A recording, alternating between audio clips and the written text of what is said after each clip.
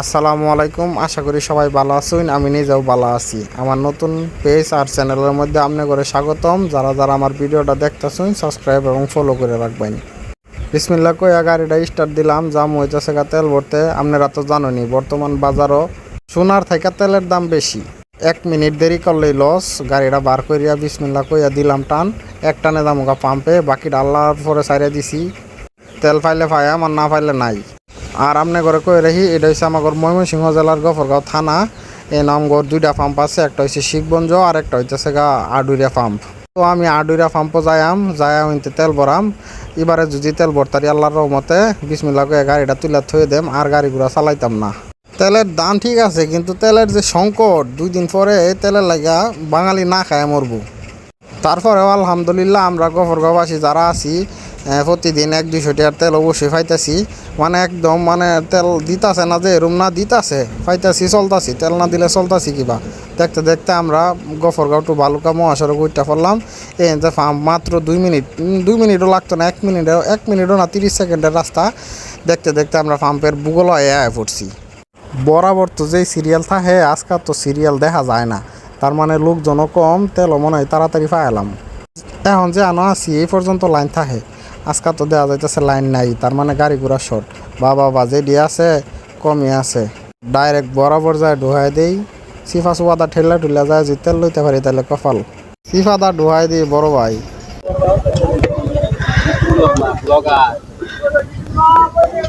আপনার ভিডিওটা সবার আগে আপলোড দেন, আপনারা মেনশন করে আপলোড দেন আজকে।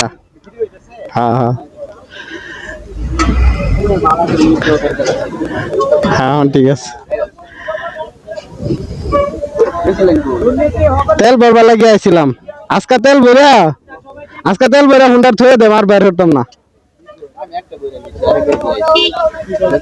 কি ফুল ট্যাঙ্কি করে দিতেছে না 500 করে দিতেছে? কি কইন মিয়া, তুই তো কার্ড যেই শুনছি 500 টাকার তেল দিব, মাথা তো পুরা নষ্ট হয়ে গেছে। মেঘ না চাইতে বৃষ্টি হয়ে আলতাছি। বড় ভাইয়ের লগে আলাপ করে অনেকটা সান্ত্বনা পাইলাম মনের ভিতরে। তারপরে মানি ব্যাগ 200 টাকার প্রস্তুতি লিয়ে আইছিলাম। পরে হাত দেওয়া দিয়ে যে না, 500-600 টাকা আছে, 500 টাকার তেল ভরুন যাবো। 500 টাকার তেল ভরলে আল্লাহ দিলে মনে করলেন আগামী 1 সপ্তাহ আর তেল তো লাগতো না। তেল পাইয়াম, এটা একটা খুশি সংবাদ। তার চেয়ে বড় খুশি সংবাদ হচ্ছে 200 টাকার জায়গা 500 টাকার পাইয়াম। এর চেয়ে বড় কপাল আর কি হইতারে। 2 ঘন্টা ঠাডা ফুরা রোদের নিচে থাকিয়া ফিট মুখ পুরা জ্বলিয়া গেছে। যাই হোক, অবশেষে ঠেলা ঠুলা সিফা সুফা দিয়া একজন আরেকজনের বিত্তে দা, একজন আরেকজনের রুফে দা, যাইতা জুইতা জাগা হইয়া অবশেষে 3 নম্বর সিরিয়ালও আছি। সবচেয়ে বড় কথা হইতাছে এন মানুষের মাথা মানুষে খাইতেছে, হুন্ডারের মাথা মানুষে খাইতেছে, মানুষের মাথা হুন্ডারে খাইতেছে, হুন্ডারের মাথা হুন্ডারে খাইতেছে। মনে হচ্ছিলাম কেঁচা মায়েরা ডুহাই দেম, কিন্তু বড় ভাই একটা আন্দায় দিছে ভিতরে দা কি আর বড় ভাই আনছারি সিরিয়াল মেনটেন করতে হইব। বড় ভাই আগে তেল লয়ে যাক, পরে আমি মনে সমস্যা নাই। টিয়া পয়সা বার হয়ে রেডি হয়ে রাখি, কারণ পরে ভিড়ের মাঝখানে টিয়া দিতে দেরি হইলে পিছনে পাবলিকে আমার গার মাইরা দিব।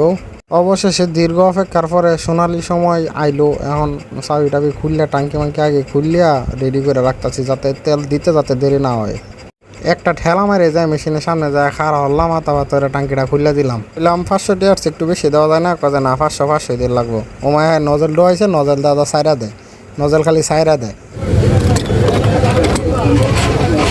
ফুল ট্যাঙ্কি তেল হে করব ফুল ট্যাঙ্কি তেল মেয়া, আমি তো নতুন বাড়ি হিটেছে তেল নাই মেয়া, ওদা 1 কোটি তেল আছে।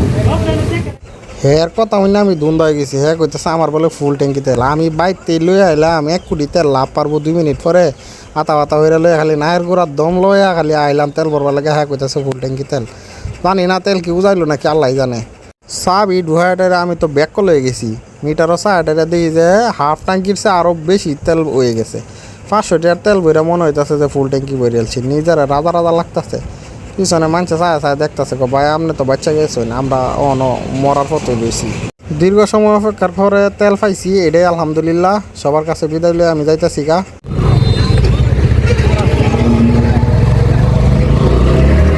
মনের ভিতরে একটা খুশি লাগতেছে ভাই, যে তেল পাইলাম। এর চেয়ে বড় আনন্দের আর আমগর খুশি তো হয়েছে এটাই, যে হুন্ডারের ফ্যাট ভরা তো নিজের ফ্যাট ভরা। তো যারা তেল ভরছুন না তারা দয়া করে তেল ভরে লাইন। আর যে জরুরি না থাকে তাহলে তেল না ভরলেও হরবাইন, নিজে না ভরে অন্য জনটা সুযোগ করে দেন। আর সেই সুযোগ যদি আমি নিজে কাজে লাগাই তাহলে সেটা আরও বেশি ভালো। কেউ অযথা টেনশন করেন না যে মনের ভিতরে চিন্তা আপনারা হয় না যে বাংলাদেশে অনপর্যাপ্ত পরিমাণ তেল মজুদ আছে, সব তেলের গাড়ি বাংলাদেশে ঢুকতেছে, সমস্যা নাই, তেলে কোনো সংকটও পড়তো না। আপনারা নিশ্চিন্তে থাকতে পারেন, তেল বেশি না বললেই পারেন, যতটুকু দরকার ততটুকুই বলুন, বইটা চলুন, তারপরে আবার বলুন, সমস্যা নাই। আজকের ভিডিওটা এই পর্যন্তই। যদি ভিডিওটা ভালো লাগে থাকে অবশ্যই লাইক কমেন্ট শেয়ার তো করবেনি, আর যদি কিছু করার থাকে তাহলে এটাও করেন যে, ঠিক আছে। তেলের জায়গাটা একটু বসে দেয়া দিলাম আপনার ঘরে, যদি ভালো লাগে তাহলে আমার ভিডিওটা আবার দেখবেন। ধন্যবাদ। আসসালামু আলাইকুম রহমতুল্লাহ। টাটা।